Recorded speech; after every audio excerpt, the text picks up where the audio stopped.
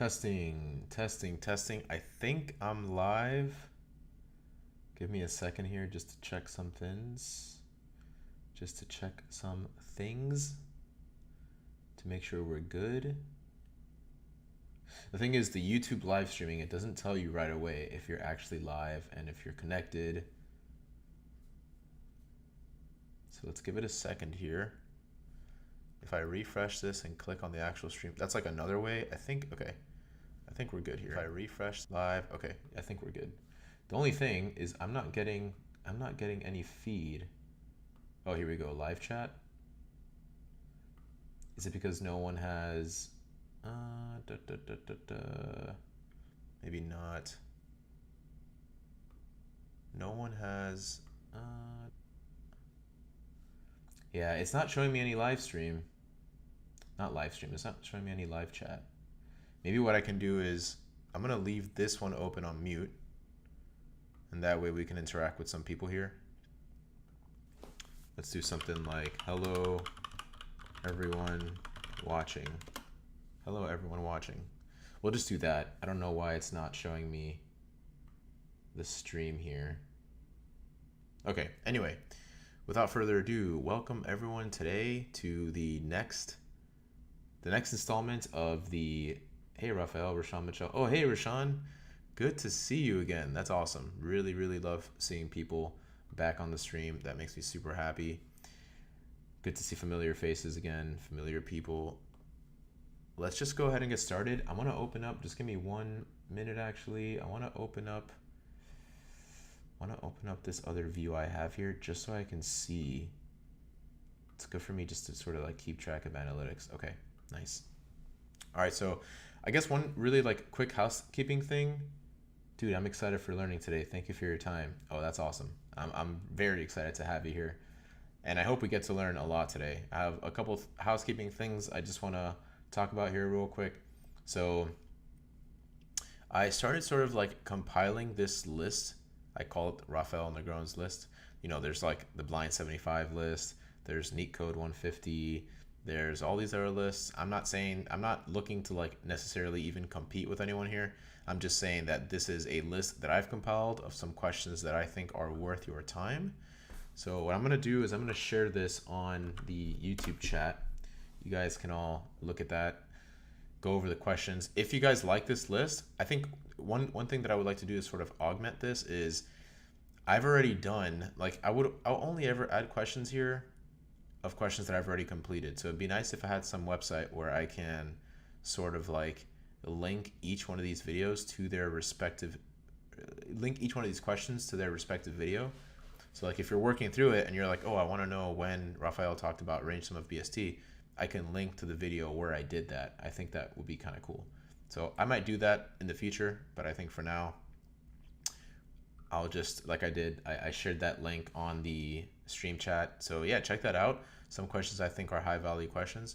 And without further ado, let's go for it. I decided that I'm gonna save any remaining questions on a page for our Saturday weekly roundups because I think that doing them on, I almost feel like it's diminishing returns on live chat because the live stream should always show new questions and then the weekly roundup should revisit older ones. So let's get to it. So I'm super excited to actually go to the second page. That's crazy.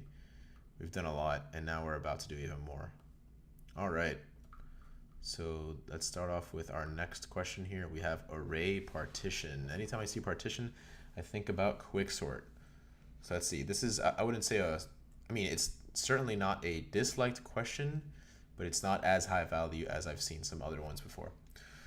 So let's see if we can think about this one. So given an integer array nums of 2n integers, group these integers into n pairs, a1, b1, a2, b2, an, bn, such that the sum of the minimum for all I is maximum. So minimum of a and b, let's see, all possible pairings, ignoring the ordering of elements are 1, 4, 2, 3. The maximum possible sum is 4. I think what we just need to do, like we always want to add the biggest numbers that we can. Oh, but it's going to be the min of 1 plus Oh, I see how this will be. It'll be the min of 1 plus the min of 3, which is 4. So how can we do this? I almost see like what we need to do. It's almost like each one of these mins should be, yeah, the smallest out of all of them. If we sorted this though, could we just always take the min, like 1, 2, 3, 4, the min of either of them? Okay, let's see. If I sorted this one, let's just think about how this would be. 6, 2, 6, 5, 1, 2. We would have 1, 2, let's see, 1, 2, 5, 1, 2, 5. Oh, there's 2 2s. 1, 2, 2, 5, 6, 6. Right, so if we just considered all these different pairs, right, we'd have 1 and 2, that's 1, plus 2 and 5 is 2. That's 3 total, plus 6 is 9, which is the right answer. So I think what we can do is we can sort this. So let's say const sorted nums. Hey, let me see. Hey Raphael, I discovered your channel a few hours ago and joined to show support and appreciate the content. However, I pulled an all-nighter and can't stay for the session today. Thanks again, and ATB, and all the best. Okay. Hey, I hope I'm pronouncing your name right. It's Barcott. Hey, thanks so much, Barcott, for joining. I really appreciate that support that you're giving me, and I truly hope to see you again in the future. Like I said, I do these daily, so don't worry if you missed today. You can always watch the stream afterwards, and I really hope that you can join us again sometime soon.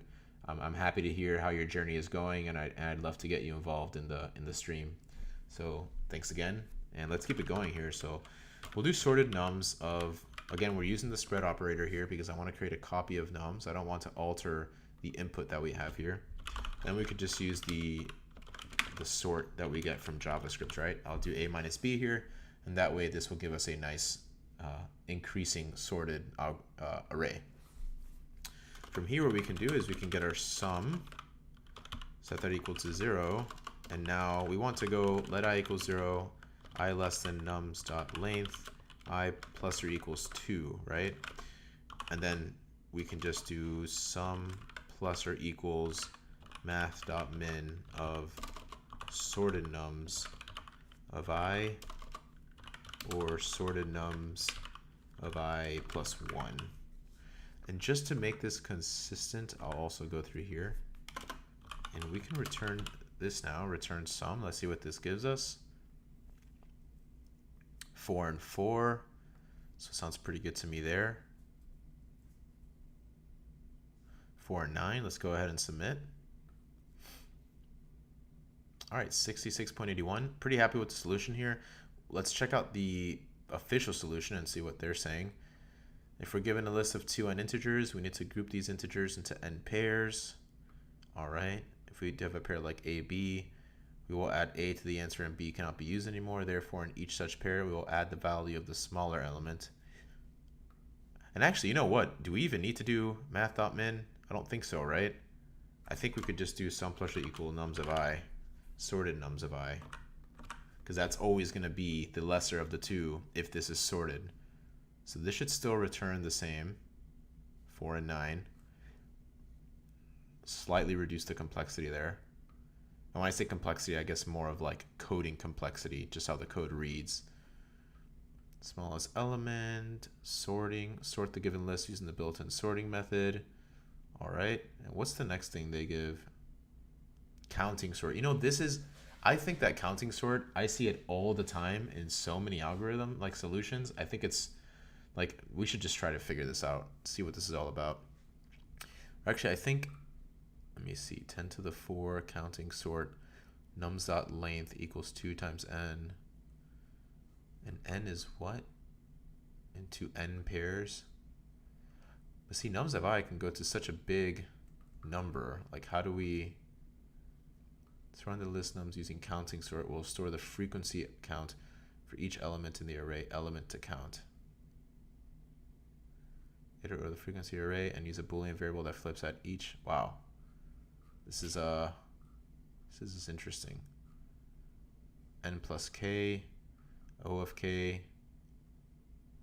I don't feel like the counting sort solution, even though it performs better in this problem, making that large of an array makes me feel tricky somehow. But I learned your solution, thanks. That's 3 hours ago. Never thought counting sort can be this beneficial. Smart solution. Yeah, I would really love to like learn more about counting sort since I see it so often. It's incredible the amount of times I see it. So I think I'm just gonna make a note for myself to revisit that. Let me go over here and put learn counting sort. Like learn counting sort for real and then come back and implement it. So this is, I guess, what I mean. Like for anyone that's new watching here, you may have noticed that, again, my intent is not really to teach LeetCode. It's more of just to show you how I approach problems. And for example, maybe I solved this in a particular way that you thought, hey, like that's cool. And maybe, you know, I'm going to a solution and I mentioned quicksort. You might be inclined to look it up yourself, but I probably won't spend too much time or any time at all on this question going over counting sort, because I feel like that's something that can be left to independent study and we can just get through with doing however many questions we plan on doing. All right, so remove palindromic subsequences. Again, it looks like it's gonna be not the best question, but let's go for it and see what's up. We're given a string S consisting only of letters A and B. In a single step, you can remove the palindromic subsequence from S. Return the minimum number of steps to make the given string empty. A string is a subsequence of a given string if it is generated by deleting some characters of a given string without changing its order. So ABABA is already a palindrome. Moving palindromic subsequence A, then BB, BAAB. Oh wait, remove palindromic subsequence. Oh, so it doesn't need to be contiguous. Interesting. When I see questions like this, I think like it might not be like, a lot of times when I see something like this, I'm thinking to myself, oh, I need to, you know, create an array and do very like precise array operations. But oftentimes these are almost sort of like masquerading behind a much more simpler thing. Do we just like take the largest palindrome at any given time?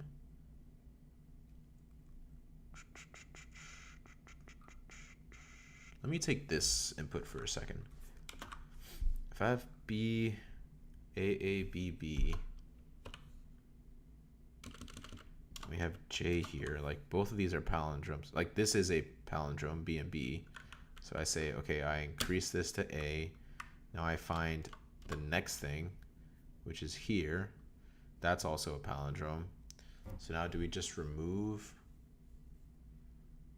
Can I just do that until, like, while this is equal, maybe I just remove all these. But again, how do I store that information or make it so that I'm actually removing these strings? Maybe I can keep removing letters while it's a palindrome. Like maybe, oh, I'm thinking this actually. Maybe I can have 2 pointers. So maybe I say while I is less than j, keep removing cars, and then at the end, cars for characters, at the end, palindrome plus plus, something like this. Now what's like an effective way for me to do this? Because there's not a very, actually, you know what? I want to try some JavaScript thing that I've never done before. Because arrays are just objects, right? So if I do like let x equals, oh, and this is not even, these are just strings. And strings are immutable, so it's gonna have to be an array anyway. A. Strings are immutable in JavaScript, by the way. Just in case you thought I was referring to strings in general. So if I do this, like if I do delete x0, well, like, that just leaves me with empty. Now would I have to start again? Yeah, it'd be nice if like all those things were removed and I was just left with a single.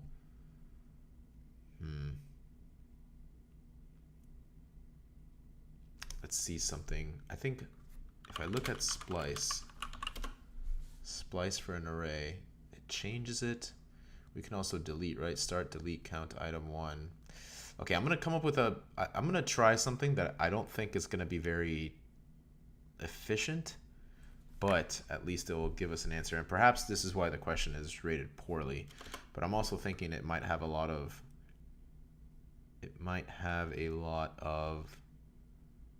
yeah, I'll have a lot of edge cases.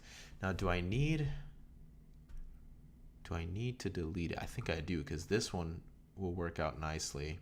Yeah, let's do this. Let's say, let's start equals 0. Let end equals s.length minus 1.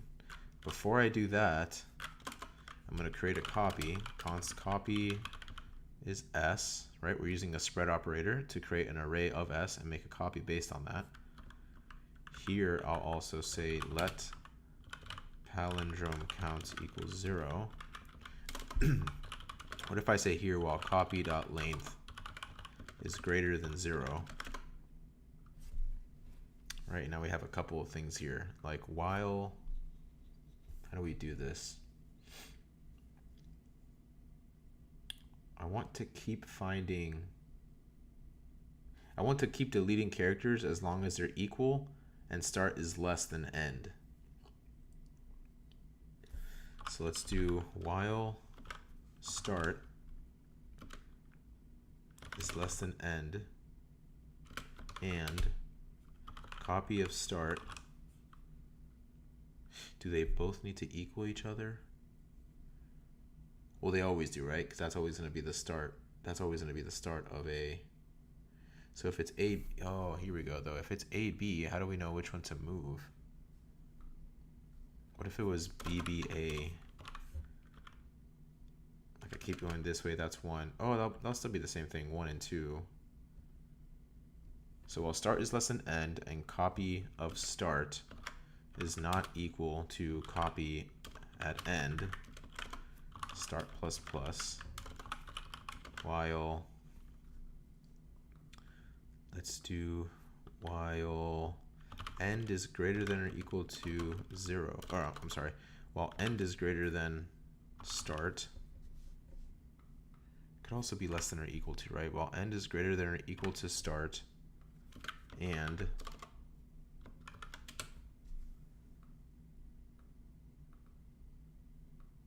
I think this might need to be wrapped inside of a while loop, because maybe this thing should really be while start is less than copy.length and end is greater than or equal to 0, and copy of end not equal to copy of start.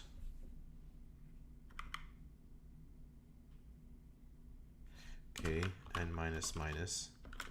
Let's try this out. What I kind of want to do is out here, while start is less than or equal to end. A lot of while loops going on in here. Like I'm definitely not a fan of what I'm writing so far. I can already feel like it's not going to be very performant, but it's what we got to do, right? So it's like, let's think about this with this example we had up here, the BAABB. Let's just remove all that. This stuff should be up here. Here we have B, A,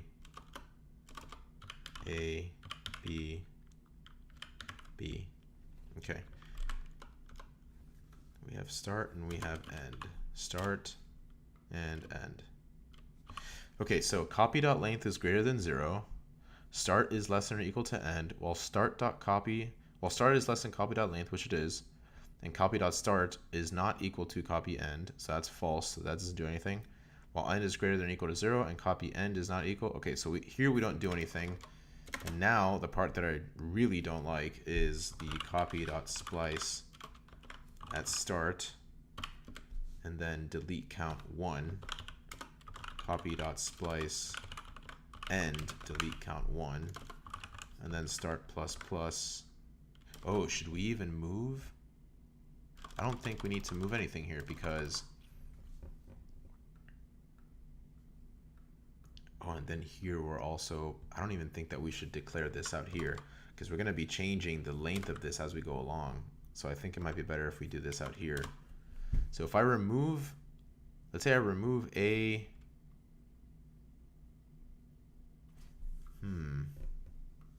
well, start is less than end.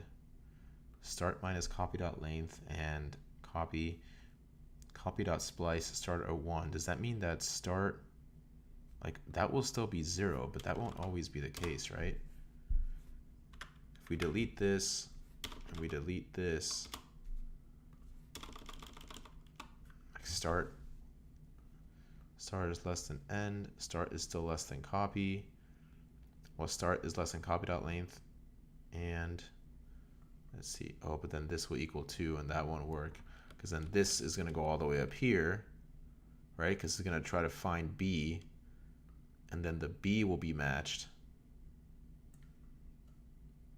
Interesting, because B and B will delete, then we'll have AAB, and then how do we proceed from there? Okay, you know what time it is, right? It's time to put this on, a list. Actually, you know what? It's such a, I'm not gonna say, there's gotta be a reason why it's just disliked so much. And I want to give this one a little bit more time. I think that this approach is probably not the way to go. I just have a sense, like a code smell, right? It's like this sense you get that you're probably making this a little more complicated than it needs to be. So I'm gonna go back to the drawing board on this one, give it some more time, and we'll definitely get back to it in one of our weekly roundups. For now, let's keep moving to the next one. Merge strings alternately. Okay, nice. Okay, this is what I'm looking for. High quality questions. This is exactly what we expect. So we're given two strings, word1 and word2. Merge the strings by adding letters in alternating order, starting with word 1. If a string is longer than the other, append the additional letters onto the end of the merge string. So A, B, and P, Q, R, S, we just keep going. So almost this seems like a merge sort, right?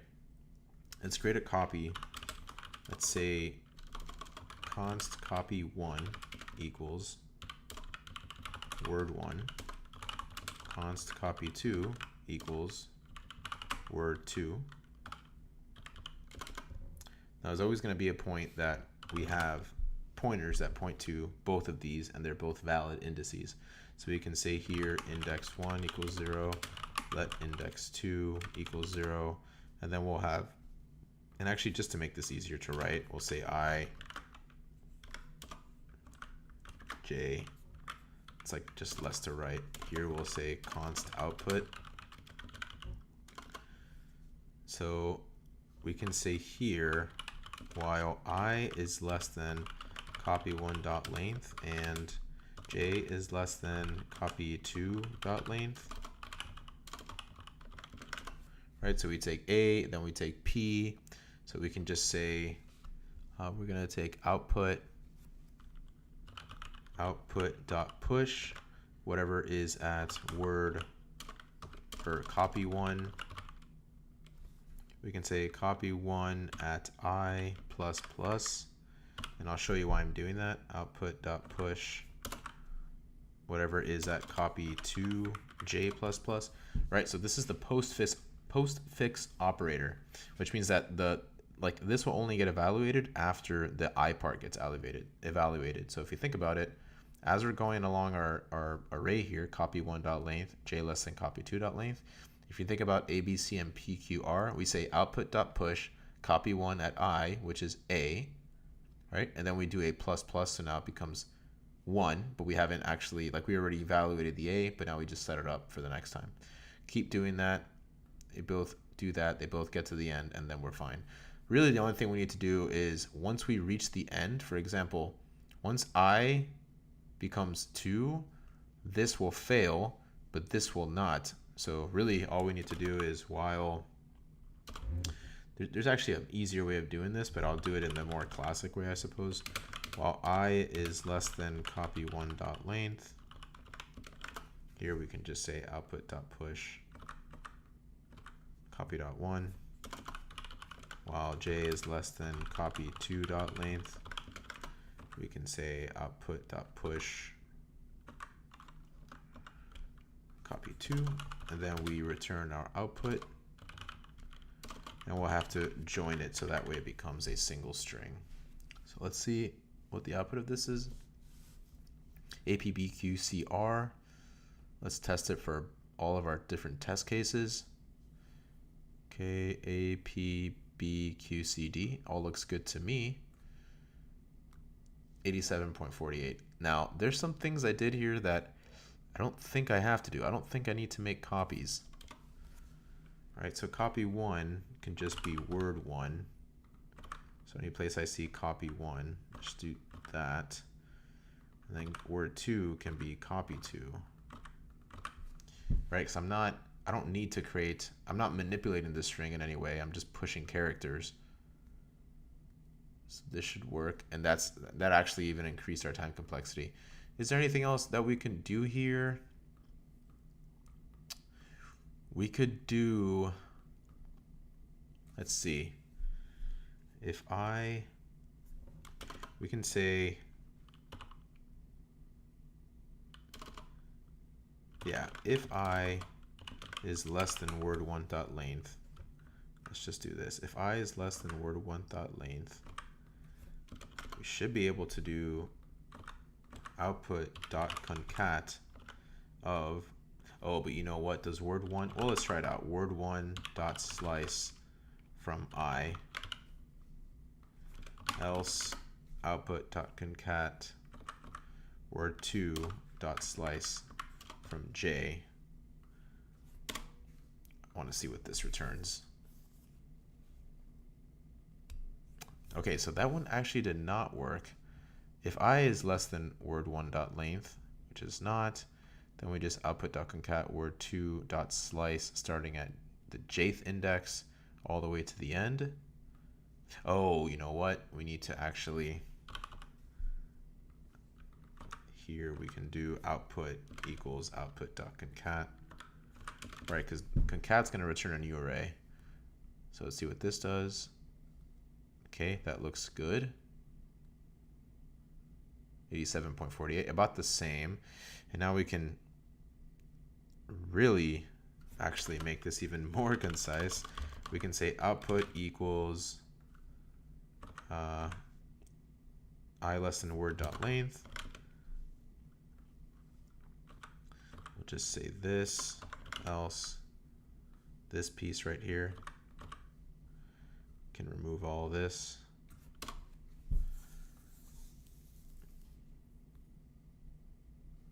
Looks about the same. Yeah, so the time complexity is always the same, or at least the performance we're getting here on LeetCode is always about the same.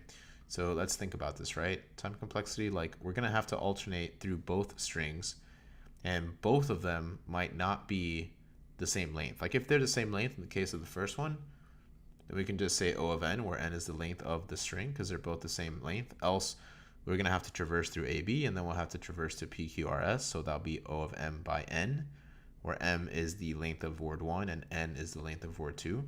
And then for our space complexity, we'll just be left with, yeah, it'll be m plus n. Yeah, I got a little bit confused there. I was almost thinking it was going to be m by n, but if you look at this, right, like we're going to end up, no, yeah, that would work, m by n. No, it's m plus n. There you go, m plus n. Yeah. Would it be the same? No, I think m by n for the time complexity would imply that there's some sort of nesting going on. But here, like, this will run, let's see, O of m times, and this will run, like, well, this, output equals I less than word 1.length concat word 1.slice. Here we can also break out early instead of having to do anything. Not that it really matters, but if both, like if I equals word 1.length and j equals word 2.length, we can just return output.join here.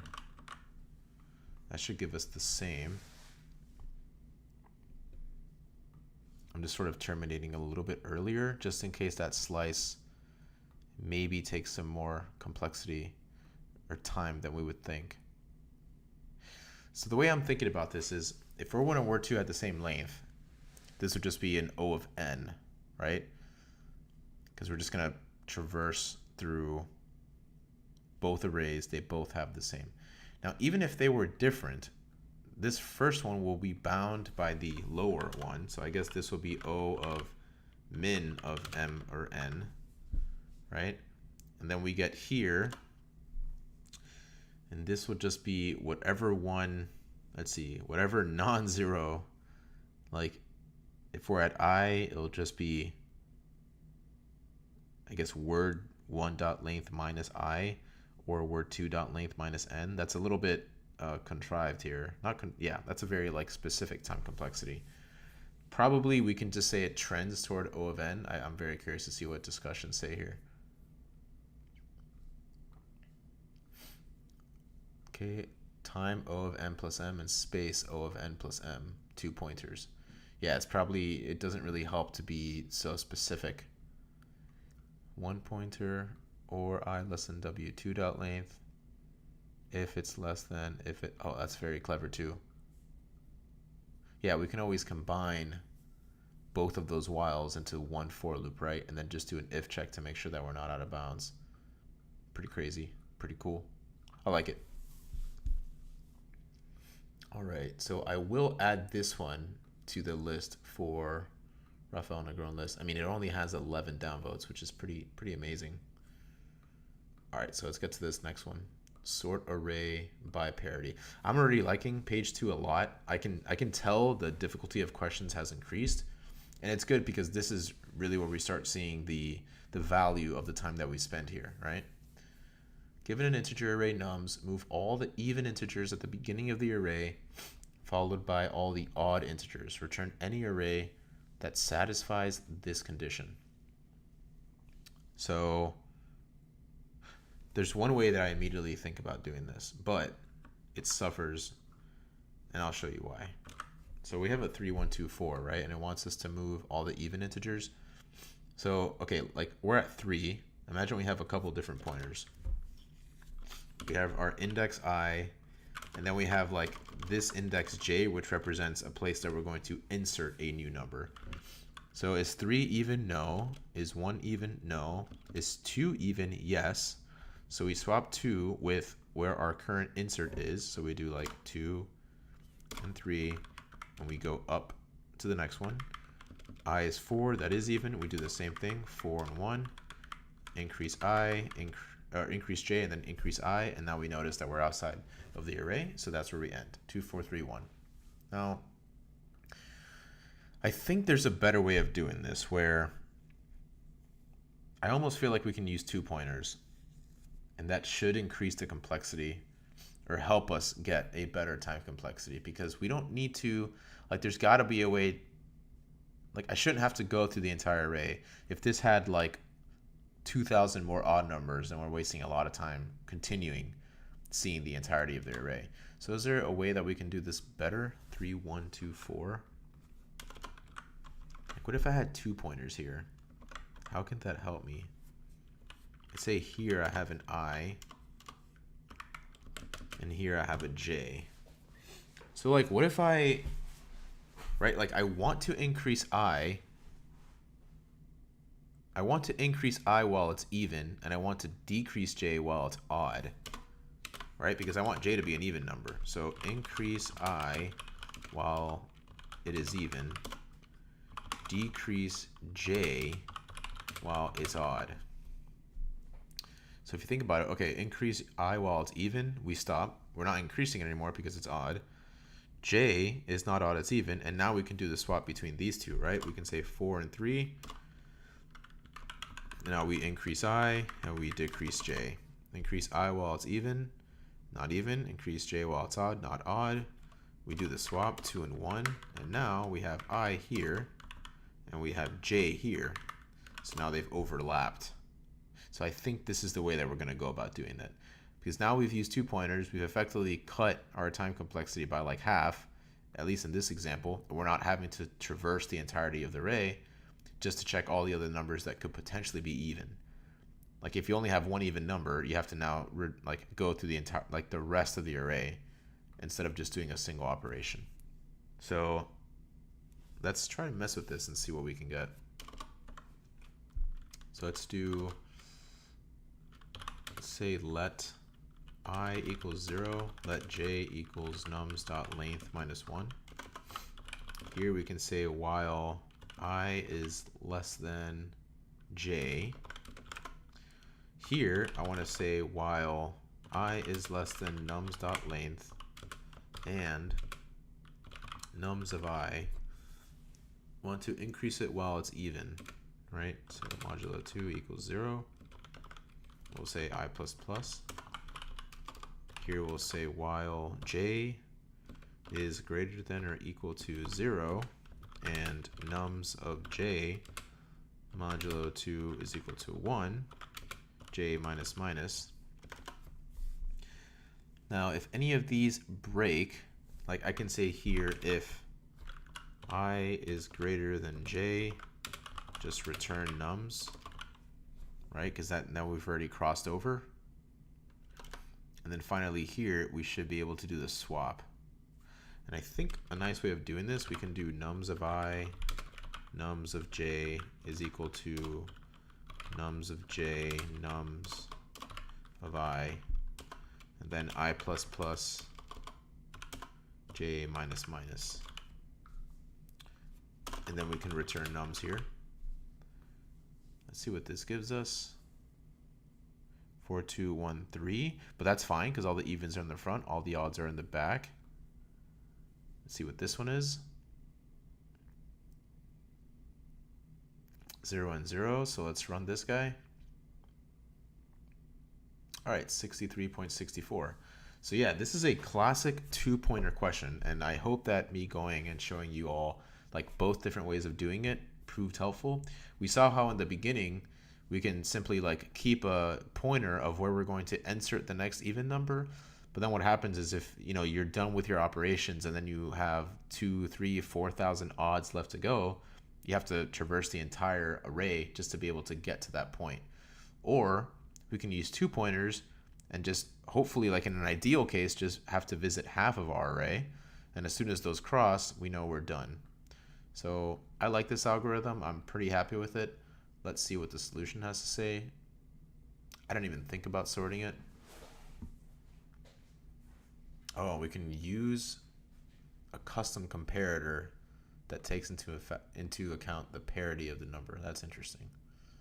And log n, we can do a 2-pass, write all the even elements first, then write all the odd elements.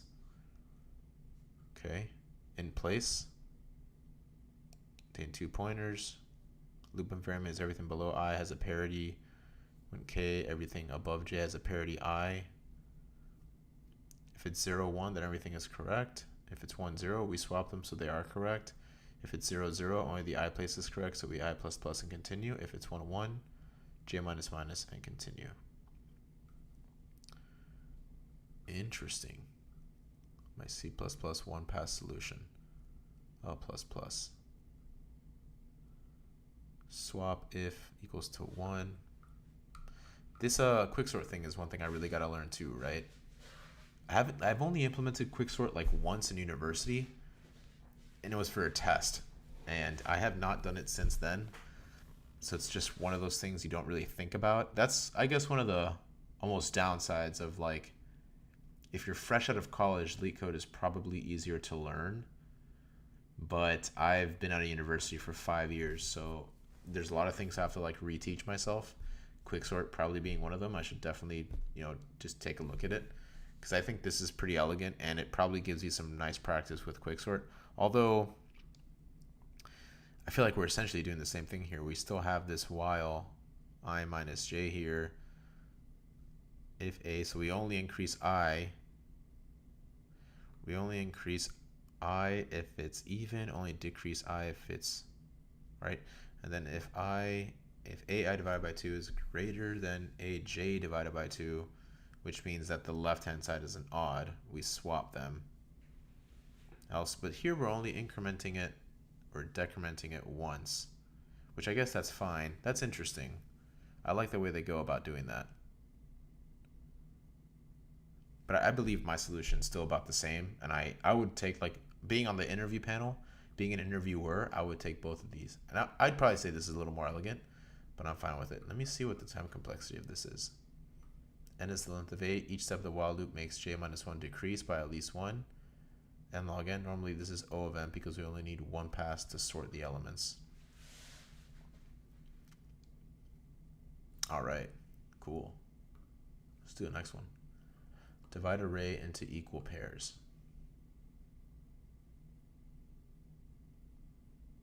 All right, taking a while here.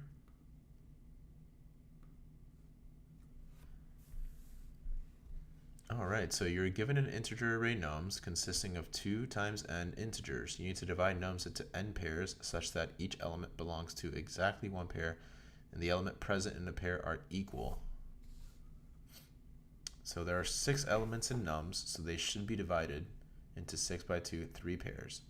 If nums is divided into the pairs 2, 2, 3, 3, and 2, 2, it will satisfy all the conditions. There's no way to divide nums into 4 by 2 pairs. So can I divide it into 3 pairs? So we take the length, 2. Oh, I think I see what we're doing here. What if I take the frequency of each one of these? Like I have, how many 2's do I have? I have 4 2's and I have 2 3's. So I can do the amount of pairs that I can do. Like 4 divided by 2 is 2, 2 divided by 2 is 1. That's 3 pairs. Elements present in a pair are equal. If I go through here, 4 divided by 2, but then 1 divided by 2 is 0. It's just going to keep going all the way up. Okay, so I think what I can do here is we cut the frequency of all the characters and then just divide every frequency by 2 and add that to some sum. And if that equals the length divided by 2, then we'll be good, if that makes any sense. Let's go ahead and take the frequency. So here we'll say frequency is equal to an object literal. Let's go through each one of our nums. And actually, let me make this a little bit. So we can say here frequency of n equals frequency of n plus 1 or 1. Very JavaScripty code, so apologies for people coming from other languages where maybe it's not something as dynamic as JavaScript that you can do this. Oh, Sugoi, love your streams. Hey, thanks so much. That's so awesome. I really love reading these comments, and I really appreciate. Like over these past couple of days, I've seen more people come into my streams, more people chatting, and this is exactly what I want. Again, and I feel like I keep saying this, but because my intent is not necessarily to teach people how to do LeetCode, I'm very interested in hearing the community's thoughts. Like if I'm doing something wrong, if you feel like I can be doing something better, please let me know. I'm very interested in hearing your feedback and participating with you all, so that way we can all grow together and really just learn together and come up with these algorithms as best as we can. So thanks so much for joining in the stream. I do appreciate you being here and hope to see you around more often, Sugoi. All right, so we have all the frequencies here. I think what we can do is, what if we just, it'd be nice if I can reduce, I'm gonna do something crazy here. Let's see what we can do. So const pairs, let's see, is equal to, I want to take all the values inside of my frequency, right? So object.values of frequency dot reduce, and let me break this up into multiple lines here. Dot reduce, we have our accumulator and our value. I'm going to start at 0. So let's think about this. Object.values of frequency will give me an array of just the values of frequency, not the keys. That's going to give me all the frequency values. So I can reduce this and I can return the amount of pairs I can create with each number. So really I can just do, we can even remove this here. We can return acc plus math.floor of val divided by 2, right? Because like 4 divided by 2 is 2, so we'll add 2. 2 divided by 2 is 1, so we'll add 1. That'll give us a 3. And then here, what if we just do return pairs? Oh, for sure. Yeah, let's try that. Let's try that now. I honestly, yeah, I think you're right. I think we definitely can do that. Return pairs is equal to math.floor of nums.length divided by 2. All right, so let's see if this works. This pairs will be 3. Math.floor is 6 divided by 2. Okay. True and true. So pairs here will be 0, but it should be 2. So let's see. Now, do I only take... I think I have to be careful here that... Well, let's submit. There's one thing... Because I only want to take in ones that are double, right? I only want to take even values here, I think. I think that's what I have to do. Like, if val modulo 2 is 0... then I think we should return this. Or we just return ACC plus 0. Let me see if this works just with the 2 test cases we have. True and true.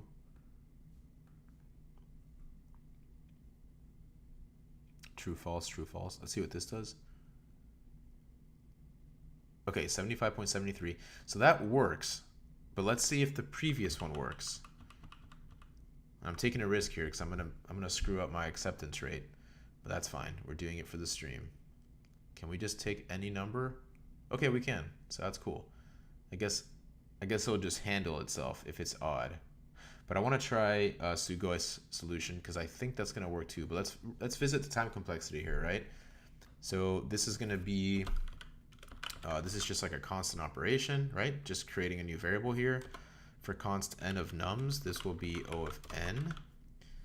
So object.values, let's see, object.values is going to create a new array. So presumably that needs to go at least through all the different keys. So let's say that's like O of keys. And then we're going to reduce all that. That's like another loop that we're doing. So it's really just key plus O of key, which is 2 key. So that's just O of key, where key is the amount of keys in here. So it's, I suppose we can do like n plus the amount of keys in object dot in our frequency map. So I'm comfortable saying it'll be like O of n plus key, but in reality, probably saying a linear time algorithm will suffice. And then for our space complexity, really the bottleneck is going to be this frequency map. So the frequency map will be O of, let's say like U, where U, like the amount of keys in here will just be equal to the distinct elements of nums. So I'm pretty happy with that answer there. So let's go ahead and try out your solution, Sugoi. I'm very interested in that. I guess anytime numbers are equal, if the adjacent elements are equal, and they can only be pairs, are we guaranteed to have an even array, 2 times n? Yeah, we can do that. So sorted nums equals nums. We can say let pairs equals 0. For let I equals 0, I less than sorted nums dot length, I plus plus. Here we can say if sorted nums of I is equal to sorted nums of I plus 1. We can do pairs plus plus, and here we actually should increment by 2, right? So that we get to the next one. And then we can return pairs, pretty much the same thing here. Let's see this one. Okay, wait. Sorted nums. Oh, of course, we didn't sort it. We definitely have to sort it. Okay, let's do this again. True, false, let's run it. 78.64. Nice. That's awesome. That's so cool. Honestly, that's the first time that's ever happened on a stream that someone recommends a solution or proposes a solution and we go over it. So again, thank you so much. I wish I can give you like an award or something like you would on Reddit, like a silver or gold award. Like that'd be super cool. So if let's actually think about the time and space complexity here, right? So I feel like I'm comfortable saying that this one was O of n. Now this one, just from what I know of how sort works, most, at least in JavaScript, usually we use like an efficient quicksort, right? So the quicksort would be n log n. So let's say this over here is n log n, right? And that's really going to be our bottleneck, because we'll have n log n plus n, because we're then going to have to go through the entirety of sorted nums. And then we'll just return this expression here. So n log n becomes our bottleneck. However, the space complexity, I mean, you could, I think, what's the space complexity of quicksort?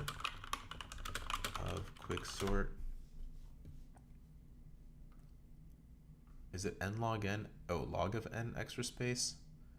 The extra space are the log n stack frames. Okay, so let's imagine it's log of n space complexity. So in reality, while we're increasing the time complexity, I almost feel like in terms of space complexity, we might be benefiting a little bit here. Would it, is log n equal to like the distinct numbers? I'm not entirely sure. I want to say that this one has a better space complexity than this one. And some of you may be thinking, well, yeah, obviously, because you know, you're not creating like some other storage like you are here. But super happy that you suggested that. I think that was so cool that we were able to go through that. So, and I think this is a pretty good question. What's the, yeah, this is good. Cool. Let's move on here. So count operations to obtain 0. Did we do array partitions? Maybe we did. Here we go. All right, so we're given two non-negative integers, num1 and num2. In one operation, if num1 is greater than num2, you must subtract num2 from num1. Otherwise, subtract num1 from num2. Yeah, so I have looked at this one before. And it's sort of like a mathy question. It's one of those things that, I mean, it's a clever trick or you just simulate it. I could spend time figuring it out, but because I know that this is a clever answer, like I think simulating it, I don't want to say it's a waste of time, but literally you can just do exactly what it says here to simulate it and you'll get the answer and it will work fine. I think I'd like to save the more thoughtful, clever solution for a weekly roundup, because I don't know if this really teaches us, maybe this might teach us like pattern recognition, but I'm okay skipping this one for now. And we'll get to it in a weekly roundup. All right, n repeated element in size 2n array. So you're given an integer array nums with the following properties. Nums.length equals 2 times n. Nums contains n plus 1 unique elements, and exactly one element of nums is repeated n times. 1, 2, 3, 3. Nums.length equals 2 times n. So if we divide it by 4, that's going to be the one that we get. Yeah, this question is just do what it says. Yeah, exactly. And there's a lot of questions like that, which, let's be honest, like if you get that in an interview, you better say your prayers, because that's like, I'm so happy I got a question that literally tells me what to do. But you know what, to be honest, it might also be like they're purposely trying to see how you solve it. Do you solve it with the information you're getting at face value, or do you kind of like think about it a little bit more? So that's something to consider there. All right, so return the element that is repeated n times. I also know this one has a clever solution, but I think this one does teach you some good techniques here. The technique that I'm going to use is just the classic map to frequency. It's a frequency counter, but I'm going to be building the frequency instead of having a step where I build the frequency map and then like process the array. I'm going to be building the frequency map as I process the array, and as soon as I get to my answer, I'll just return. And I know for sure this will be an n, like an O of n, linear time complexity, and space complexity for all intents and purposes will also be n. But really it's just the unique numbers inside of here, which in the worst case, all of them can be unique, so it'll just be n. So let's do this. Let's say constant frequency. What's this? How many All right. Here I can say for const of n, for const n's of nums, literally just say frequency of n equals frequency of n plus 1 or 1. Now, for anyone that's not too familiar with JavaScript, how does this work? So imagine we start off with an empty object, right? And we get to n of nums. N of nums here, let's say, is going to be 1. We say the frequency of n is equal to the frequency of n plus 1. So frequency of 1 is what? It's nothing here, right? So frequency of 1 returns undefined. So we're effectively that first time doing undefined plus 1, which equals not a number. Not a number is a falsy statement, a falsy expression, if you will, which means that the right-hand side of this will be evaluated. So really it ends up being frequency of 1 equals 1 the first time, right? So now we have something like this. Now the second time, if we see like another 1, which here we don't, you can imagine we do frequency of 1 equals frequency of 1, which is 1 plus 1. And that's a truthy statement, so we just immediately increment it. So that's how that part works. Here we can say if frequency of n is equal to, let's say, they want us to do, math.floor of nums.length divided by 2. Then here we can just return n, because we know it's going to have at least 1, right? So this is, let's see, 3 and 3.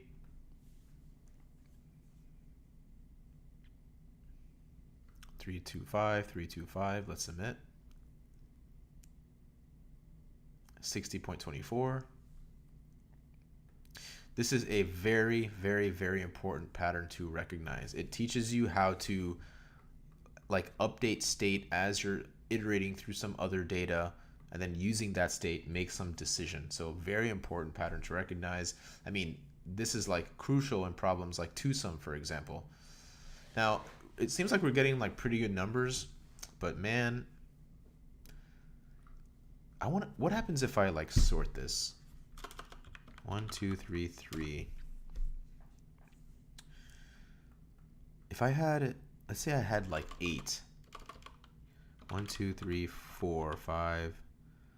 If it was an array of size 8, we need to have one that's 4 times 5, 5, 5, 5. All right, so I think I'm sort of like remembering the clever pattern here. So like, what's the midpoint of this? Like 4 divided by 2 is this. What's the midpoint of 8? 0, 1, 2, 3, 4. But wouldn't that always be...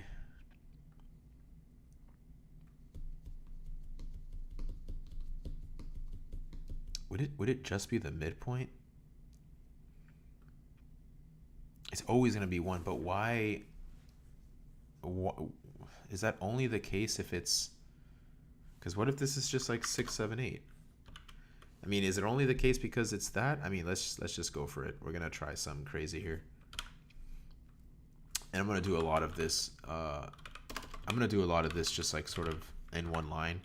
So .nums sort, return .nums sort of a, b. We'll return a minus b to get it increasing. And then I just want to return the index. So 0, 1, 2, 3, 4. Can we just do math.floor of nums.length divided by 2? I know this looks wild, but if it's 1, 2, 3, 3 and it's 4 divided by 2, okay, that's 2. If it's 1 and 2, like if it's 1, 1, that'll still be the same thing. So let's see. This is like a weird solution. 3 and 2, 3 and 2. Does that work? 9, 5, 3, 3. So 3, 3, 5, 9. Yeah, so that case would not work. I know, you know what? Should we look at the clever solution? Let's look at the clever solution. We're all here to learn, right? Okay, we can map, O of n, compare. If we ever find a repeated element, it must be the answer. Let's call the answer the major element. Consider all subarrays of length 4. Okay, there must be a major element in at least one such subarray. Oh, is this just the... Second, why would we need map? We don't required. Is this the if a plus k return Those you'll have to compare elements with their neighbors that are a distance 1, 2, 3 away. Oh, this is actually not what I was thinking. O of 1 solution. Use array or set and return the C number at once.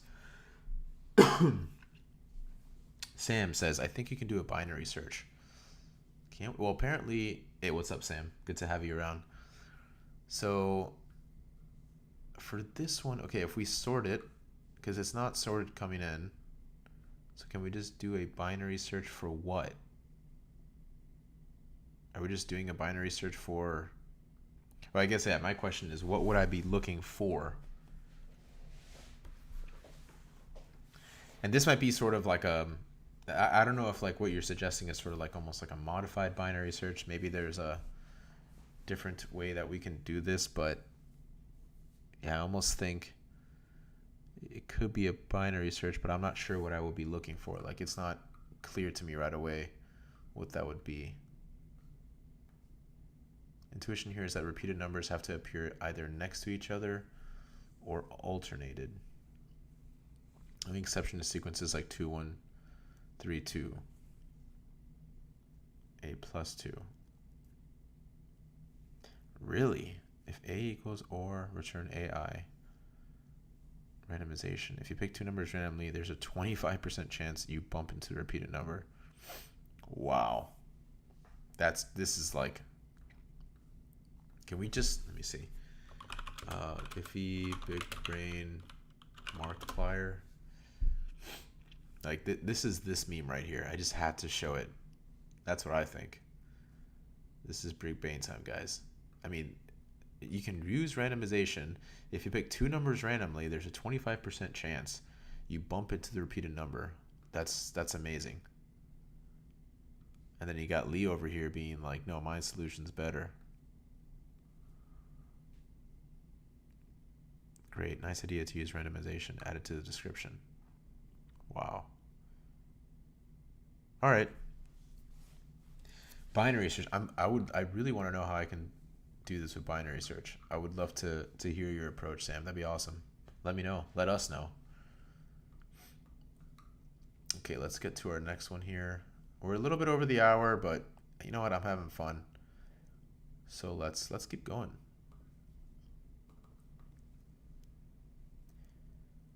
You're given an integer array nums. The unique elements of an array are the elements that appear exactly once in the array. Return the sum of all unique elements of nums. I mean, oh, this is going to be crazy. Let me see. Could we do a new set, return new set of nums? Yeah, let's do this. Return new set of nums. We're gonna take the values of this. No, that's just gonna be crazy. Let's do this. So what am I trying out here, right? Like, we can just create a set and then just iterate over our set and then just count all these. We can also do, yeah, let's just do that. Const set equals new set of nums. Const values equals set dot values, and then return values dot reduce ack val, and here we can just return, oh no, wait, we don't even need the unique elements, or oh yeah, we need the actual element, so we can return here ack plus val with the 0. There's simply no monotonic property to exploit in the original array. Values.reduce set.values. Does this not give me, this should give me an array, no? Oh, wait a second. This should be the other way. This should be like this. 1, 2, 1, and 3, that's 4. Oh, okay. Wait, like I'm proven wrong here. It's not, yeah, okay, so we do need to get the frequency of all these different numbers, but let's try this out. We can actually create an array to keep track of this frequency. So let's say new array of length 101. We're going to fill this up with 0. And then here we can go for const n of nums, frequency of n plus or equals 1. Now can we do return frequency dot reduce ack val? So only if the value, right? So here the value should be, right? Let me make sure the value here should be the actual frequency inside of each one of these different indices. So we can return if val is equal to 1, return, oh, but then we also need to get, I think here I can do index. Oh man, I'm inserting this right now. All right. So if val is equal to 1, we can return ack plus index, else return ack plus 0. I feel like there's got to be a better way to do this. I don't like having to have this return ack plus 0 down there. Yeah, I messed up here. 4 and 4.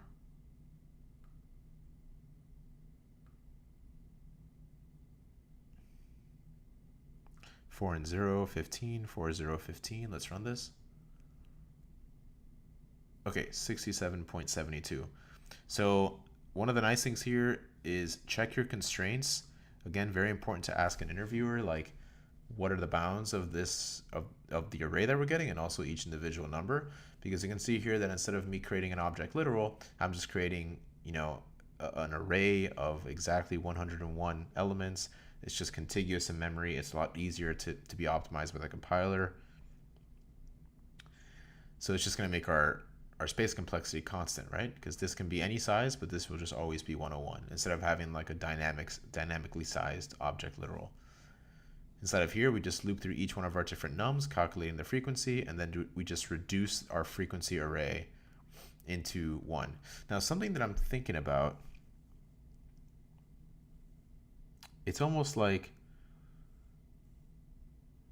maybe I'm reminded of a Medium question called sparse, or product of two sparse arrays or something, because we're almost like holding data that we don't need. Like if we only have this amount of elements, we have so many others that are just 0 and don't mean anything. Like the 0 frequency elements don't add anything, right? So like what if we only add, like my data structure can just only have the numbers that matter, if that makes sense. Like here I only have 1, 2, 3, 2, but then I have slots for everything from 4 to 101. Right? And perhaps I don't need to take that into account. So it might almost, it's weird. It's actually a good, I'm not entirely sure. Would it make sense to just create an object literal here? I mean, there's no harm in trying, right? Const frequency is this. We can do the same thing that you guys have already seen me do. Or 1.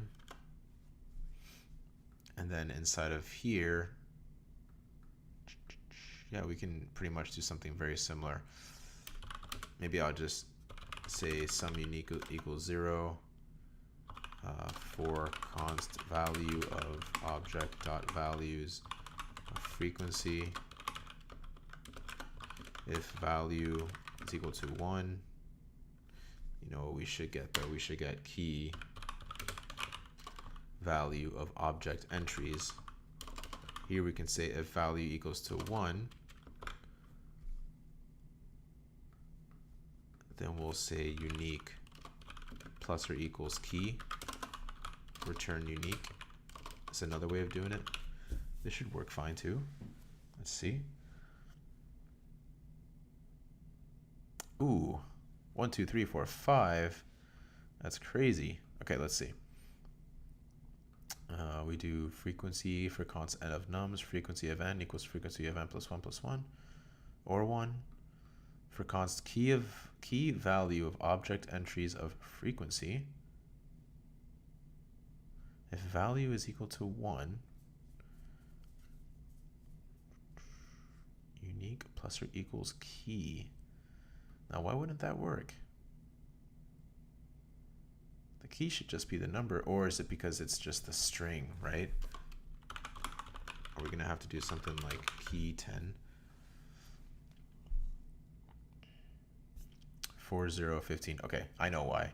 Well, I know why in the sense, so like object keys are strings. It's a lot of the times why, like if you're ever like used to writing TypeScript, you might see something that looks like key string maps to a number, right? Because the key of the object is of type string and the value is of type number, or like some other, I don't know, complex type or something like this. So just something like to take note of. So here the key is a string, so we have to parse it into an integer before we add it, and then that will give us the answer that we're looking for. Just something to think about. I think this is a pretty nice question too. Yeah, I'm gonna like this one. I'm also gonna add it to my list, Rafael Negron's list. Let's try to make this list the new blind 75, but it's gonna be the LeetCode all. It's gonna comprise of all the best questions. I guess that's like the top 100 questions though. You can just really do that. All right, reverse string. Let's end on a high note here. Let's do this both iteratively and let's do it recursively. So let's just reverse this in one huge for loop. Do not return anything, modify s in place instead. We can say for, I'm going to split this up into multiple lines. Let I equals 0, j equals to s dot length minus 1. We can say I less than j, I plus plus, j minus minus, right? I, and then j, and we get there. This should be I less than or equal to, I plus plus, j minus minus. And then here we can do s of I, s of j equals s of j, s of I. Let's see if this works here. Ole, ole. Submit. All right, sweet. So that's good. Happy with that. Now let's try it recursively because I haven't done this in a while. So what's our base case here? Oh, it didn't like that. Oh, we can just remove this here. What's our base case here? We want to keep going while I, so if I is greater than, what if here we had I is 0 and j equals s dot length minus 1. So if, let's see, if I is greater than j, we return. And then here we do reverse string of s, I plus 1, j minus 1. And then here we should just be able to do our swap, right? S of I, S of j equals S of j, S of I. Will this work? Ole, ole.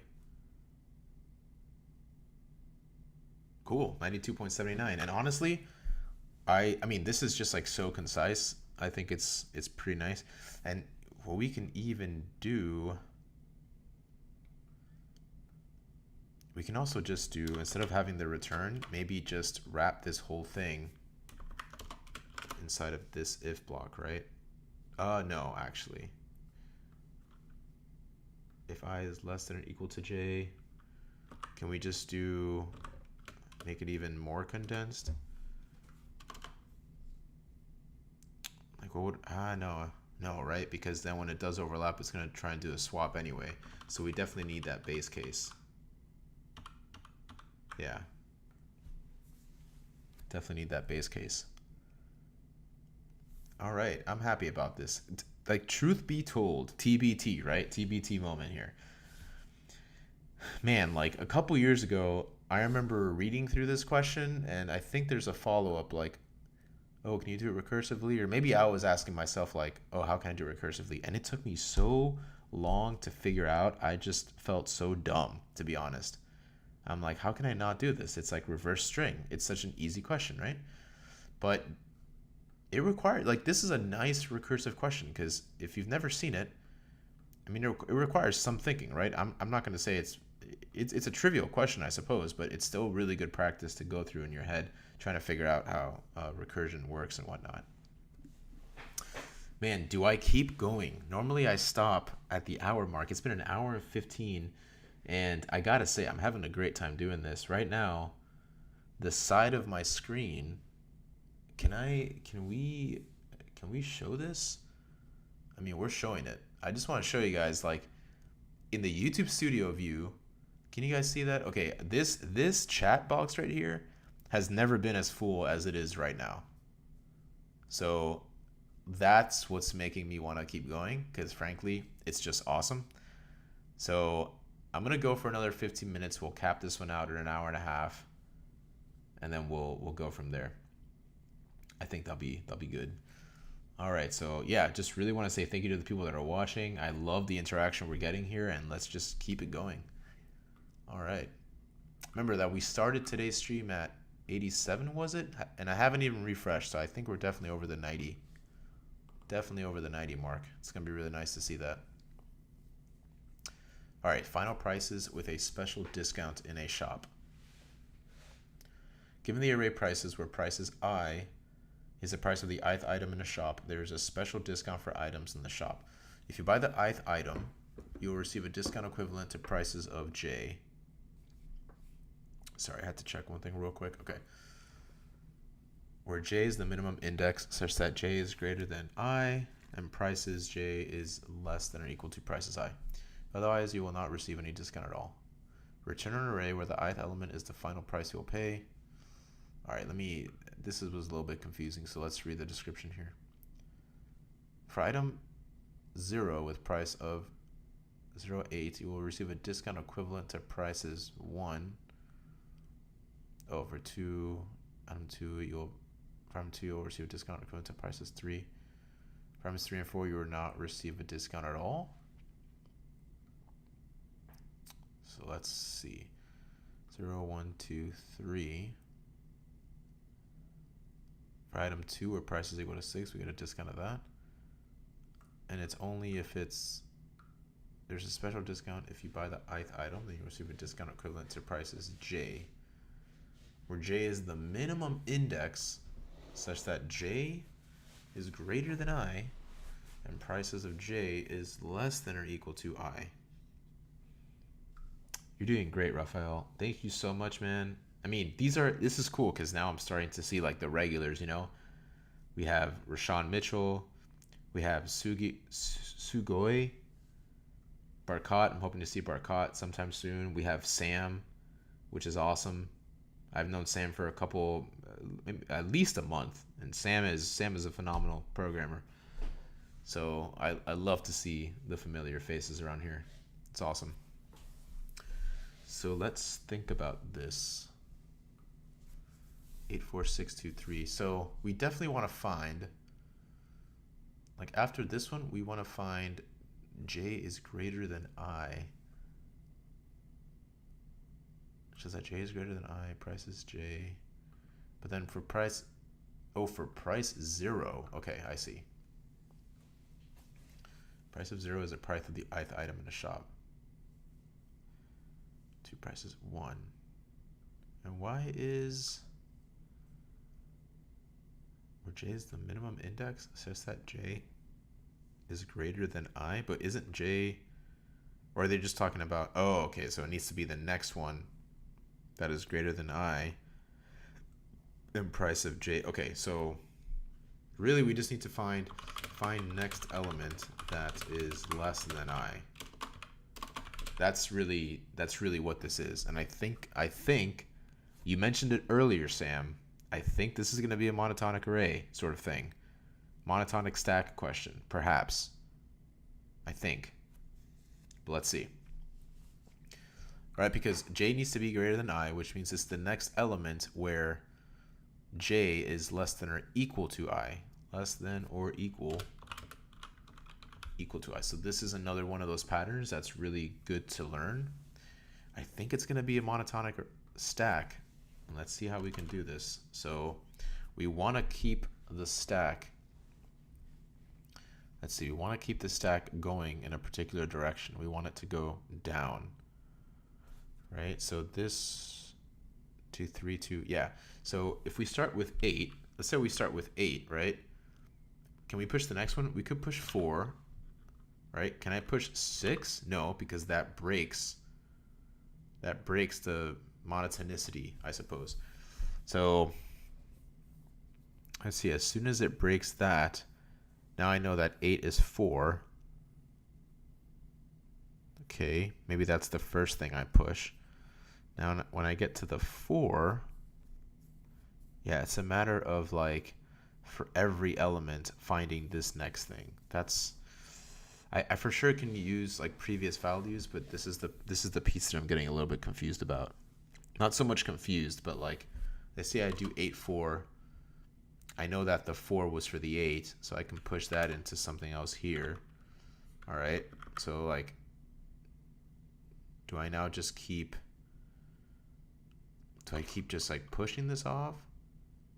And now here we push 4. Or can we do this?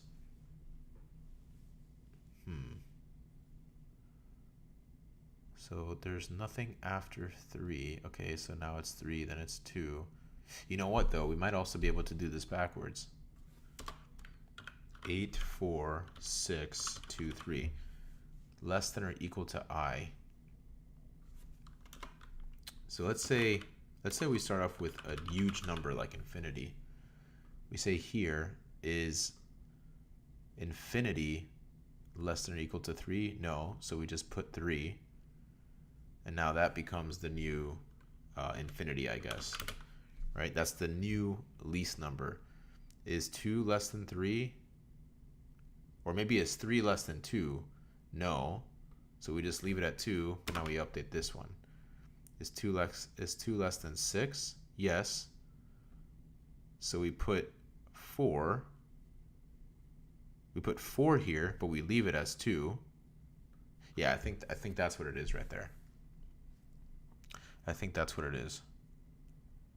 Yeah, so let's kind of go to this algorithm again. We start off with a, let's say, let min equals infinity.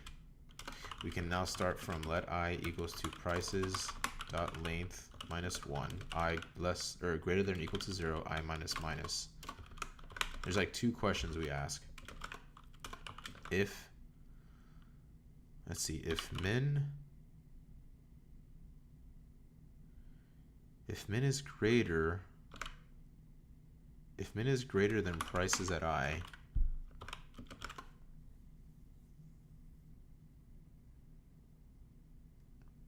do we just leave, if min is greater than prices of I,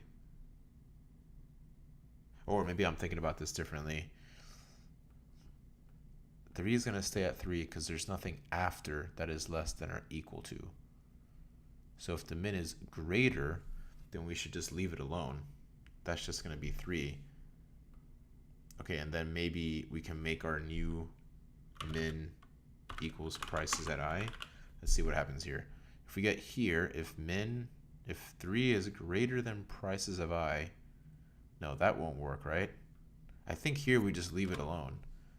This is infinity, this is infinity. No, but then we get here. Oh, I had the algorithm and I should have been writing it down as I was going along. Min is 3. Or maybe it doesn't even need to be infinity, right? Why can it just be... Yeah, I think min can just be prices at prices.length minus 1. And then here we can actually start at the second to last one. So this is 3. If the min is greater than this one, if the min is greater, then maybe we make min equals to prices of I. else we can just say prices of I equals. Here we can say prices of I is equal to prices of I minus min. There's one more thing we have to update here though. The min is 3. If 3 is greater than prices of I, else prices of I equals prices of I. Oh, but then here we go.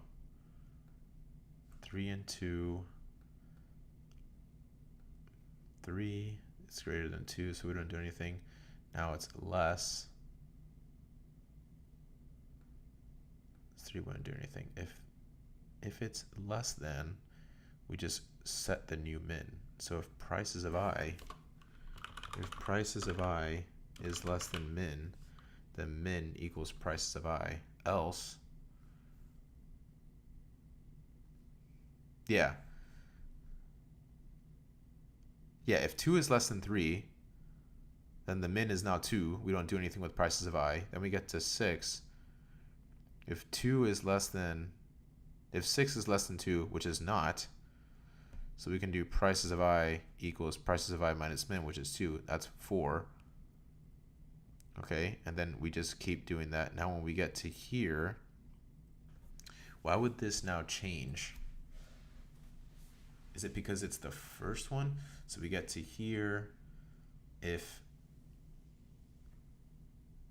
prices of I is less than min, which is not, prices of I equals prices of I minus min. But then we get to there, and that should be 6. Oh, I know we're so close. I'm missing that 4 right there. Why should I update it to 4? If the least one, or we're not looking for the least one, we're just looking for the first one that's less.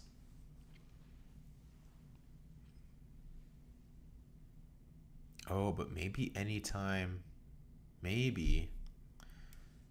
I get to a number, like I got to this 6, right? So it means now, since this is bigger, maybe I do 6 minus 2 here. That becomes a 4. And 2 is still smaller. But 4 is also the first one that's less. Interesting. I really felt like I was onto something there. And I still believe that I am. This is very similar to other questions. We're just always keeping track. Let's try something else here. All right, so what's the minimum that we found here? A 3. Here we found 2. Here it's still 2 and 2 and 2. Like it just remains.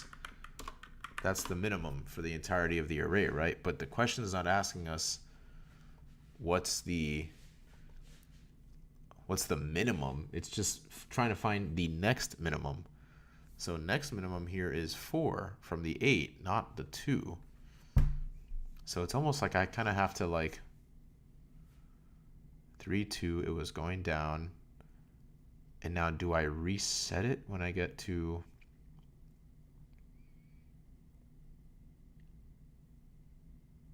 what's the smallest up to some peak maybe?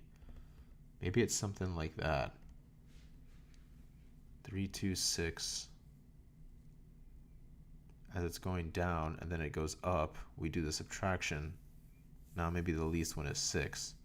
It's going down, that's 4. So can we do that? Could we say, okay, the minimum here is 3. We leave it at 3. This is smaller, so we do 2. And now this is bigger. Let's create the array as we go along. Right, so I haven't seen anything yet, so it's 3. The 2 is smaller. So because it's smaller, we just leave it alone. Perhaps. So if it's smaller, leave alone. Is that something that we can explore? Leave alone if it's smaller. We get to the 6, so that's bigger. So we can do 6 minus 2, which is 4. And now maybe the smallest one we have No, that wouldn't make sense. Why would that matter? Right, because for the 4, the next one is the 2. 8, 4, 3, 3, 3, 4, 3, 2, 2, 2. Confused. But that's okay. We're gonna get back to this question because I really do feel like I'm on the right path here. It's just I feel like I'm missing something. It has to do with like at some point when I do this math, when I subtract 6 minus the previous 2, like I must have to update it.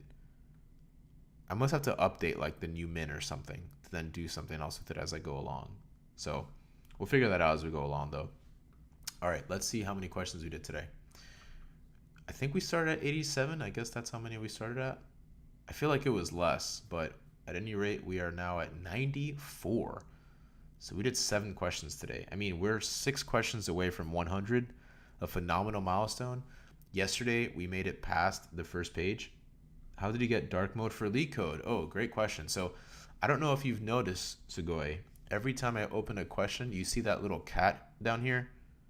So I like to think of that cat as my sort of like unofficial mascot. And it's an extension that I found.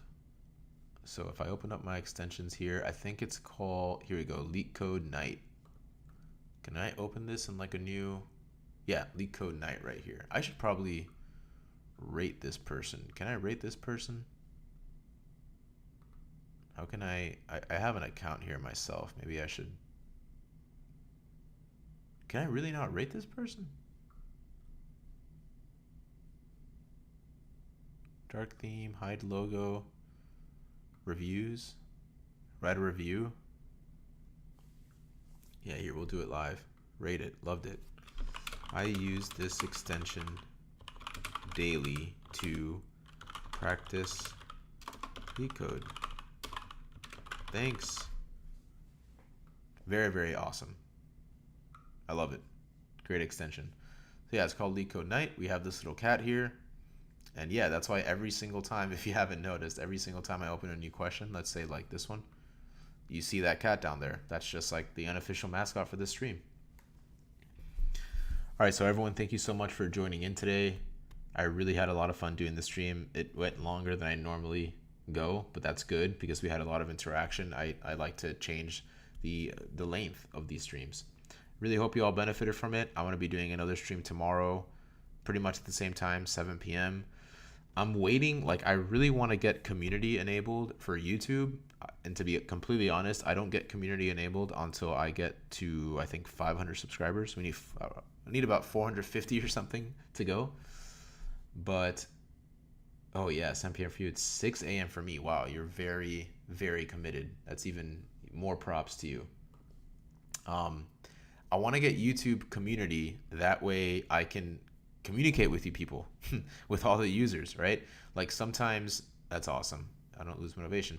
Like sometimes, like ideally what I'd be able to do is go over here and write a post. Because let's say like for whatever reason, I'm running late or I want to maybe change my stream or maybe I just want to take a break for a day.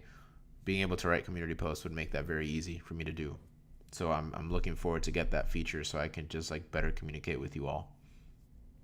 At any rate, thanks again so much. A personal Discord maybe? Well, I thought you'd never ask. This is just something I typically don't really want to advertise on here, but if you watch any of my streams, so let's click this one right here. I actually do run a Discord. I've been running the Discord since December of last year, and I started the Discord pretty much for the same reason, to try and get like-minded people together to do LeetCode, practice, and communicate. And if you read the description of any of my videos, in the bottom there's actually a link there to a Discord. I'm gonna drop it in the stream chat here. But yeah, as of probably about a month ago, we surpassed 1,000 members, which was something I'm very happy about. And actually, since you guys have seen Sam Wong joining in on stream chat every once in a while, he's one of the moderators on the Discord server.